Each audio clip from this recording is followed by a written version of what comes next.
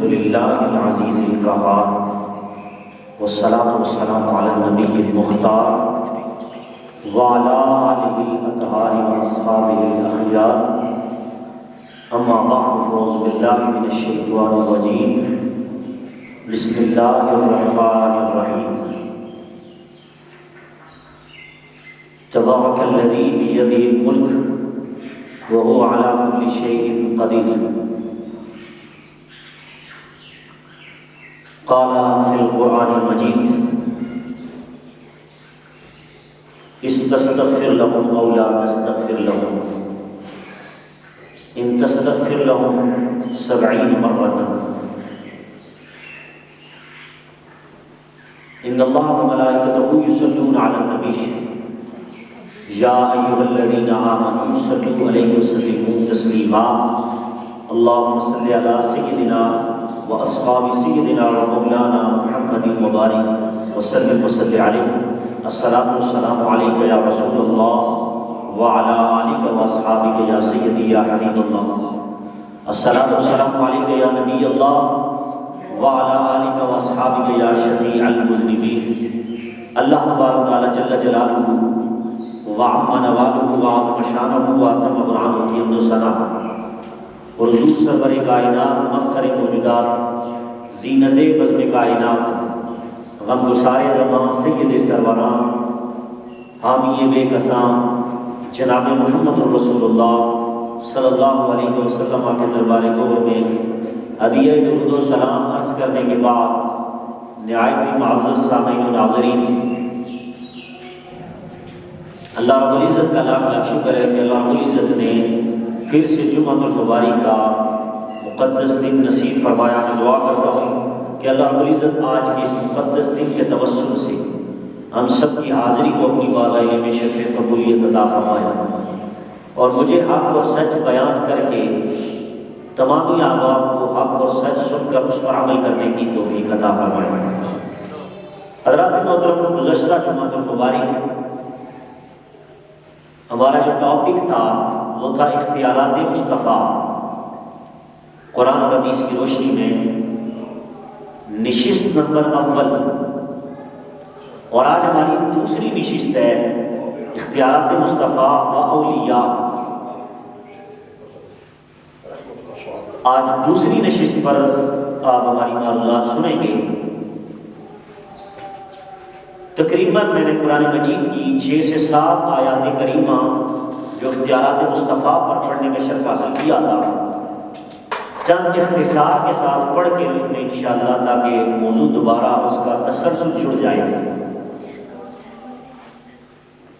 قرآن مجید کی سورہ ملک کی آیت نمبر 1 جو پڑھی تھی، اس کا خلاصہ یہ تھا کہ اللہ رب العزت نے قرآن میں ارشاد فرمایا تبارک الذی بیدہ الملک وہو علی کل شیء قدیر۔ وہ اللہ خود اپنی شان کو بیان کرتا ہے۔ اللہ فرماتا ہے برکت والی وہ ذات کہ جس کے ہاتھوں میں ہے ساری کائنات، وہو علی کل شیء قدیر، وہ ہر چیز پر قدرت رکھنے والا ہے۔ اور پھر ہم نے قرآن میں جب مطالعہ کیا کہ اللہ رب العزت نے اس آیت میں یہ نہیں کہا کہ ساری کائنات میرے کنٹرول میں ہے، بلکہ کہا میرے ہاتھوں میں ہے، میرے ہاتھوں کے کنٹرول میں ہے۔ اب ایک سوال کھڑا ہو گیا اس آیت میں کہ اللہ تو وہ ہے جو ہاتھوں سے بھی پاک ہے، جو زبان سے بھی پاک ہے، جو پاؤں سے بھی پاک ہے، وہ تو نور علی نور ہے، کہ یہ کون سے ہاتھ تھے کہ جن ہاتھوں میں اللہ رب العزت نے پوری کائنات کا کنٹرول دے رکھا ہے۔ جب ہم نے قرآن کا مطالعہ کیا، ہم نے اللہ سے سوال کیا، اے اللہ ذرا بتا تو صحیح وہ تیرے ہاتھ کون سے ہیں؟ ہم ان ہاتھوں کا دیدار کرنا چاہتے ہیں، ہم ان ہاتھوں کو دیکھنا چاہتے ہیں کہ جن ہاتھوں میں تو نے ساری کائنات کا کنٹرول دے رکھا ہے۔ جب ہم نے سوال کیا تو اللہ نے کہا ڈھونڈو۔ قرآن کا ورق ہم نے جب ڈھونڈا، قرآن کے پاروں کے اندر ہم نے جب تلاش کیا، سورتوں کو تلاش کیا تو اللہ رب العزت نے ہمیں اس کا جواب عطا فرما دیا۔ اللہ رب العزت نے سورہ فتح کی آیت نمبر 10 میں کہا، اور مجھ سے سوال کرنے والوں کہ جن ہاتھوں میں میں نے ساری کائنات کا کنٹرول دے رکھا ہے وہ ہاتھ کون سے ہاتھ ہیں؟ تو سنو، اللہ رب العزت نے سورہ فتح کی آیت نمبر 10 میں فرمایا، ان الذین یبایعونک انما یبایعون اللہ ید اللہ فوق ایدیہم، بے شک حدیبیہ کے مقام پر جب میرا محبوب میرا مصطفیٰ صحابہ کے ہاتھوں سے بیعت لے رہا تھا اور میرا مصطفیٰ صحابہ کو بیعت کر رہا تھا ہاتھوں کے ذریعے، تو وہ جو گورے گورے ہاتھ تھے ان کو اللہ رب العزت نے کہا کہ یہ جو میرے مصطفیٰ کے ہاتھ پر تم بیعت کر رہے ہو یہ میرے مصطفیٰ کے بیعت نہیں ہے بلکہ یہ بیعت خدا کی بیعت ہے۔ اور ساتھ ہی جملہ کیا بولا اللہ رب العزت نے؟ کہا ید اللہ فوق ایدیہم، وہ ہاتھوں کا سوال کرنے والوں کہ جن ہاتھوں میں میں نے ساری کائنات کا کنٹرول دے رکھا ہے، تو سنو وہ ہاتھ جو ہیں جن میں ساری کائنات کا کنٹرول ہے، ید اللہ فوق ایدیہم، یہ میرے مصطفیٰ کے جو گورے گورے ہاتھ ہیں یہ مصطفیٰ کے ہاتھ نہیں ہیں بلکہ اللہ کے ہاتھ ہیں۔ کس کے ہاتھ ہیں؟ اللہ کے ہاتھ ہیں، ہینڈز اللہ کے ہاتھ۔ اب ذرا سنو ان ہاتھوں کی شان، پھر جس کے ہاتھ ہو، جب ہاتھ کی طاقت کا یہ عالم، پھر اس ہاتھ کی انگلیوں کی پاور کا کیا عالم ہوگا، پھر پورے وجود مصطفیٰ کا کیا عالم ہوگا۔ وہ جو وجود مصطفیٰ 12 ربیع الاول کے دن صبح فجر کے وقت اللہ تبارک تعالیٰ نے ساری کائنات کی سب سے بڑی رحمت اور نعمت کی صورت میں ہمیں مصطفیٰ کے میلاد کی صورت میں آمینہ کے گھر میں وہ عظیم نعمت ہمیں عطا فرمائی۔ اس عظیم نعمت جسے محمد رسول اللہ کہتے ہیں، ان کی عظمت کا کیا عالم ہوگا۔ حضرات محترم، میرا الگ ٹاپک بھی ہوگا انشاءاللہ جس میں مصطفیٰ کے کانوں کی پاور، مصطفیٰ کی آنکھ کی پاور، مصطفیٰ کے چھونے کی پاور، مصطفیٰ کے چلنے کی پاور، یعنی کہ علوم خمسہ پر بھی میں انشاءاللہ تفصیل سے خطاب کروں گا۔ انشاءاللہ تسلسل کے ساتھ میرے خطاب آپ سنیں گے اس حوالے سے اگر میرے اللہ نے چاہا تو۔ یاد رکھیے، جب ہم نے قرآن سے اخراج کر لیا، قرآن سے نکال دیا کہ اللہ رب العزت نے جن ہاتھوں میں ساری کائنات کا کنٹرول، ساری بادشاہ اور سارے تصرفات اور ساری کائنات کا تصرف اور حاکمیت مصطفیٰ کے ہاتھوں میں دے دی ہے، تو پھر اس مصطفیٰ کی شان کو ہم سمجھتے ہیں کہ اللہ رب العزت نے کس شان سے میرے اور تیرے نبی کو نوازا ہے۔ آگے چلیے، اللہ رب العزت نے قرآن مجید کے اندر سورہ نساء کی آیت نمبر 65 میں پھر فرمایا، فَلَا وَرَبِّكَ لَا يُؤْمِنُونَ حَتَّىٰ يُحَكِّمُوكَ فِي مَا شَجَرَ بَيْنَهُمْ۔ یا رب نے کہا، مصطفیٰ مجھے تیرے رب کی قسم وہ مومن نہیں ہو سکتا کون جو تمہیں حاکم نہ مانے، جو تجھے اختیار والا نہیں مانے۔ تو پتہ یہ چلا اللہ رب العزت نے اس حضور کو اختیار عطا بھی کیے، اور جو اختیارات کا انکار کرے وہ ایمان کا ذائقہ بھی نہیں چکھ سکتا۔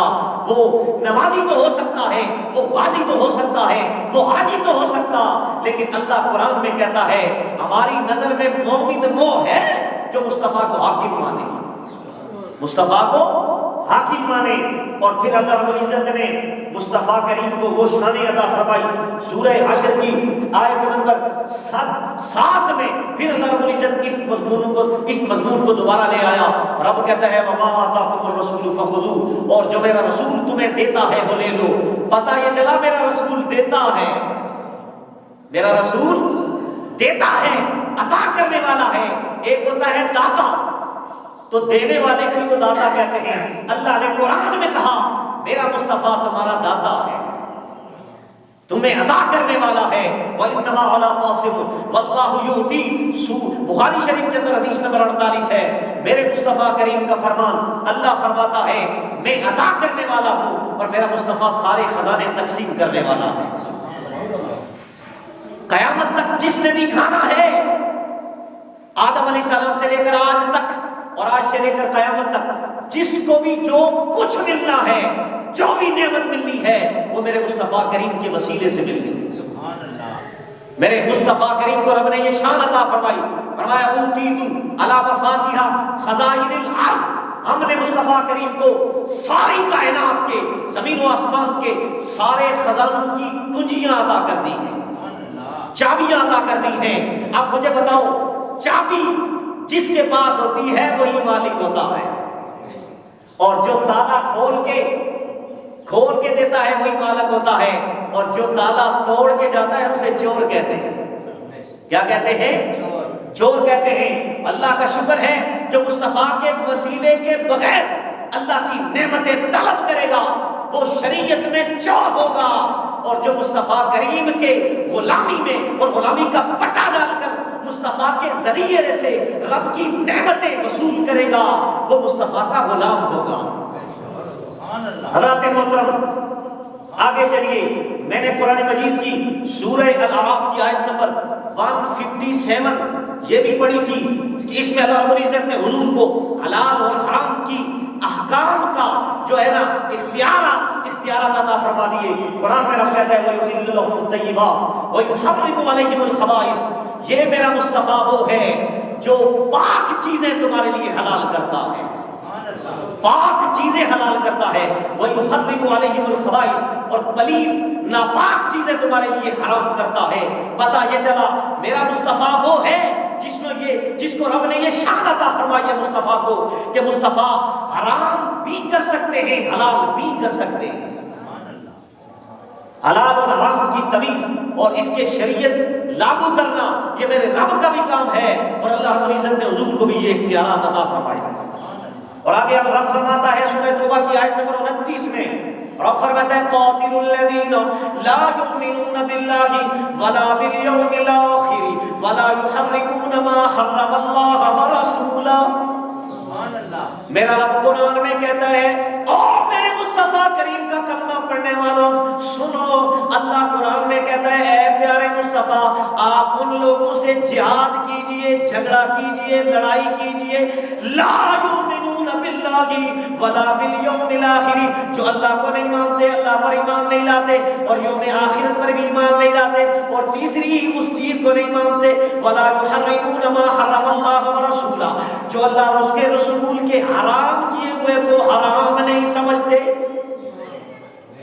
تین چیزیں اللہ رب العزت نے بیان فرمائی کہ ان سے جہاد کرو جو ان تین چیزوں کا انکار کرتے ہیں، اللہ کو ماننے کا انکار اور یوم آخرت کو ماننے کا انکار، اور تیسری چیز اللہ اور اس کے رسول نے جو حرام کیا اس کو جو حرام نہ مانے ان سے بھی جہاد کرو۔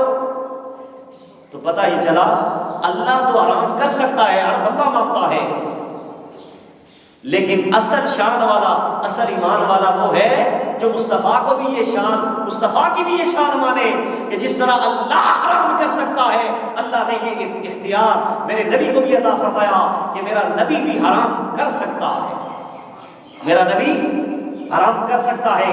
حضرات محترم آئیے ذرا لگے ہاتھوں وہ اعتراضات والی آیات آپ کے سامنے پڑھنا چاہتا ہوں کہ جن میں لوگ یہ سوال اٹھاتے ہیں قرآن میں کہ بھائی حضور علیہ السلام کو یہ بھی نہیں پتا، یہ بھی اختیار نہیں، وہ بھی اختیار نہیں۔ اب میں ان اعتراضات کے جواب دے کر پھر انشاءاللہ آگے تاکہ پھر ہم حضور کی شان کو سمجھتے جائیں اور پھر مانتے جائیں، پھر آپ سرور لیتے ہوئے حضور کی شان کو مانتے ہوئے ہم آگے اس موضوع کو لے چلیں۔ لیکن اس سے قبل چند اعتراضات جو اس حوالے سے اٹھائے جاتے ہیں، شک و شبہات کہ حضور کو یہ بھی اختیار نہیں دیا، یہ بھی نہیں اختیار دیا گیا، تو اس حوالے سے قرآن کی روح سے وہ کون سی آیات پیش کی جاتی ہے کہ جن کو پڑھ کر حضور کی شان کو کم کرنے کی کوشش کی جاتی ہے۔ حضرات محترم سب سے پہلے ذہن میں رکھیں کہ قرآن کی کوئی ایسی آیت ہے ہی نہیں ہے جو حضور کی شان کو کم کرے، بلکہ سارا قرآن تو حضور کی شان بن کے آیا ہے۔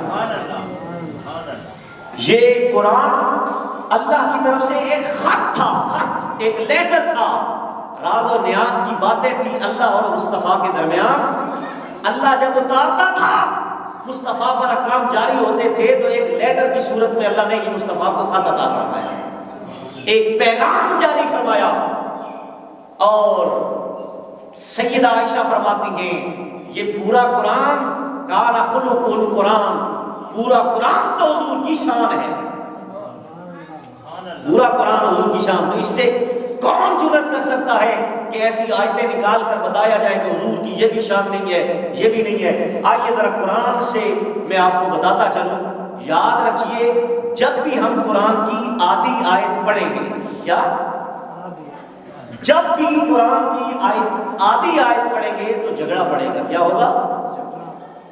میں مثال دیتا ہوں آپ کو، جیسا کہ قرآن مجید کی سورہ نساء کی آیت نمبر 43 ضمناً میں پڑھتا ہوں۔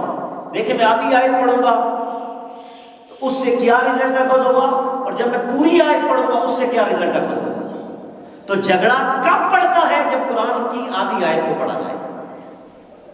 تو اللہ کا فضل ہے ہم پورا قرآن اور پوری آیتیں پڑھنے والے۔ آئیے ذرا سنیے، سورہ نساء کے اندر میرا رب فرماتا ہے یا ایھا الذین آمنوا لا تقربوا الصلاۃ۔ سورہ بقرہ کی آیت نمبر 43 قرآن میں اللہ ایمان والوں کو کہتا ہے لا تقربوا الصلاۃ، نماز کے قریب مت جاؤ۔ رولا ہی ڈوب گیا پھر، قرآن کہتا ہے نماز کے قریب مت جاؤ۔ اب آدھا حصہ پڑھ لیا، مجھے بتائیں جھگڑا تو پڑ جائے گا، مولوی صاحب آپ نے آیت پڑھ دی، قرآن کہتا ہے کہ نماز کے قریب مت جاؤ، نماز پڑھنے کی تو ضرورت ہی نہیں ہے۔ اللہ جب خود قرآن میں کہہ رہا ہے نماز پڑھنا تو دور کی بات، نماز کے قریب بھی مت جاؤ، جھگڑا شروع ہو گیا۔ لیکن وجہ کیا تھی؟ ابھی آدھی آیت پڑھی ہے، کیا آگے اللہ نے شرط لگائی کہ کب تک تم نماز کے قریب نہیں آ سکتے؟ کہا میں تمہیں راز بتاتا ہوں، جب آدھی پڑھو گے تو جھگڑا پڑے گا۔ تو وہ آدھی والے ہیں جو حضور کی شان کو نہیں مانتے، جو حضور کی شان کو نہیں مانتے، وہ آدھی پڑھتے ہیں۔ آؤ ذرا میں پوری پڑھتا ہوں۔ قرآن کہتا ہے سورہ بقرہ کی آیت نمبر 43، یہی قرآن کہتا ہے یا ایھا الذین آمنوا لا تقربوا الصلاۃ وانتم سکارى۔ اب پوری آیت اللہ قرآن میں کہتا ہے نماز کے قریب مت جاؤ، مگر کب تک مت جاؤ؟ وانتم سکارى، جب تم نشے کی حالت میں ہو، جب شراب پی کر دودھ ہو کر نماز کے قریب نہ آؤ، ہاں ہوش میں آؤ۔ کس میں آؤ؟ اب پتہ یہ چلا کہ اللہ نے جو منع کیا کہ نماز کے قریب مت آؤ، تو ساتھ ایک شرط لگائی۔ شرط یہ ہے کہ جب بھی تم نماز کے لیے آؤ تو ہوش سے آؤ، تمہارا ہوش ٹھکانے ہو۔ نشے میں دودھ ہو کر شراب پی کر نماز کے قریب مت آؤ۔ تو اب ہم نے پوری پڑھی تو پتہ یہ چلا کہ قرآن تو یہ کہتا تھا نشے کی حالت میں نہ آؤ، قرآن مطلقاً یہ نہیں کہتا تھا کہ نماز کے قریب ہی نہ آؤ۔ پتہ یہ چلا جب آدھی پڑھی تو جھگڑا، پوری پڑھی تو جھگڑا ختم۔ آئیے آگے چلیے۔ اسی طرح قرآن مجید کی سورہ جن کی آیت نمبر 26 تا 27، اس میں بھی آدھی آیت کو پڑھ دیا جاتا ہے اور پھر حضور کی شان کو چھپانے کی کوشش کی جاتی ہے۔ اور اللہ کا شکر ہے کہ ہم اب جو چھپانے والی آیتیں تھیں، حدیثیں تھیں، ہم ان کو سامنے نامینیٹ کر رہے ہیں اور امت کے سامنے رکھ رہے ہیں کہ سب پہلے تمہیں جو قرآن کی آیتیں بتا بتا کر مصطفیٰ کی شان کو کم کرنے کی کوشش کی جا رہی تھی، آج ہم نے اس تحریک کا آغاز کرنا ہے اور ہر بندے نے بتانا ہے کہ قرآن آدھا نہ پڑھو، قرآن تو پورا پڑھو۔ اور قرآن کہتا ہے فَتُؤْمِنُونَ بِبَعْضِ الْكِتَابِ وَتَكْفُرُونَ بِبَعْضٍ۔ اور قرآن آدھے پر ایمان رکھنے والوں اور آدھے کا انکار کرنے والوں اور آدھے پر ایمان رکھنے والوں، یہ تو پکا کافروں کا عقیدہ ہے۔ پتہ یہ چلا ہم مسلمان ہیں، ہم پورے قرآن پر ایمان رکھتے ہیں۔ اب سورہ جن کی آیت نمبر 26 میں پھر قرآن کی ایک آیت پڑھی جاتی ہے اور اس سے یہ رزلٹ اخذ کیا جاتا ہے کہ حضور کے پاس اتنا علم ہے، کوئی نہیں جانتے، ان کے پاس کوئی اختیار نہیں۔ سنیے سورہ جن کی آیت نمبر 26 تا 27 قرآن پڑھ رہا ہوں. میرے رب ذوالجلال کا قرآن بولا عالم الغیب فلا یظہر علی غیبہ احدا. ایک آیت کا حصہ پڑھا اور اس سے رزلٹ کیا اخذ کیا؟ اس میں قرآن کہتا ہے کہ اللہ تبارک تعالیٰ علم غیب، اپنا علم غیب، عالم الغیبی، اللہ عالم الغیب ہے، فلا یظہر علی غیبہ احدا، وہ کسی ایک کو بھی علم غیب عطا نہیں کرتا. اللہ خود عالم الغیب ہے. کیا ہے؟ اللہ عالم الغیب ہے، وہ کسی اور کو، کسی ایک کو بھی فلا یظہر علی غیبہ احدا. احدا لفظ کا مطلب ہے، احدا کا مطلب ایک، کہ کسی ایک کو بھی علم غیب عطا نہیں کرتا. اب یہ قرآن کی آیت پڑھی جاتی ہے، صرف ایک آیت کا ایک حصہ پڑھا، آیت نمبر 26 پڑھی اور اس سے رزلٹ اخذ کر کے امت کو گمراہ کر دیا اور بتایا، امت کو میسج دیا، پیغام دیا کہ قرآن تو کہتا ہے کہ اللہ نے کسی کو علم غیب نہیں عطا کیا، بس اللہ علم غیب جانتا ہے اور کوئی نہیں. حتیٰ کہ مصطفیٰ کے بارے میں کہہ دیا جاتا ہے کہ میرے مصطفیٰ بھی علم غیب نہیں جانتے. لیکن یاد رکھیے، میرے مصطفیٰ کو اللہ رب العزت نے جو علم غیب عطا کیا وہ حضور کا اپنا ذاتی علم نہیں تھا، بلکہ اللہ کا عطا ہوا علم غیب تھا. اللہ نے خود میرے نبی کو علم غیب عطا کیا. قرآن کی 313 آیتیں کہتی ہیں کہ ہم نے مصطفیٰ کو ہر طرح کے علوم عطا کر دیے. تو ان ہر طرح کے علوم میں علم غیب بھی تھا. اب قرآن کی آیت پڑھی عالم الغیب فلا یظہر علی غیبہ احدا.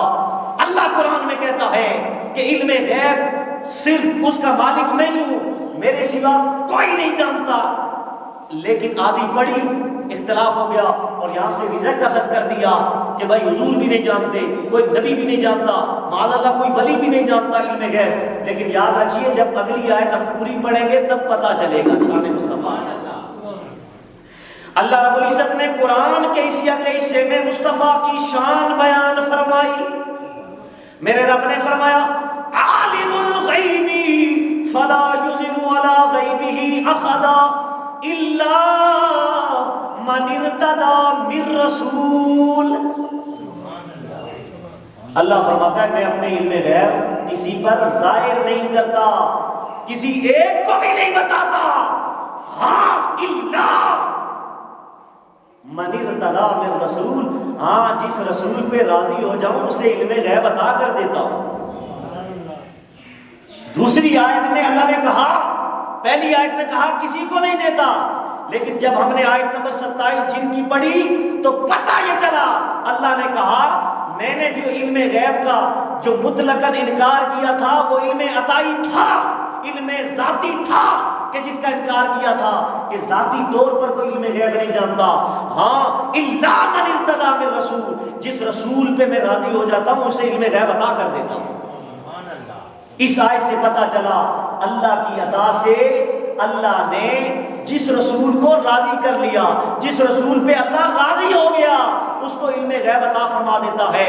لیکن میرا سوال یہ ہے جس رسول پر راضی ہوتا ہے اسے علم غیب عطا فرماتا ہے. مجھے بتاؤ کوئی ایسا رسول کہ جو رسول بھی ہو اور اللہ اس سے راضی نہ ہو؟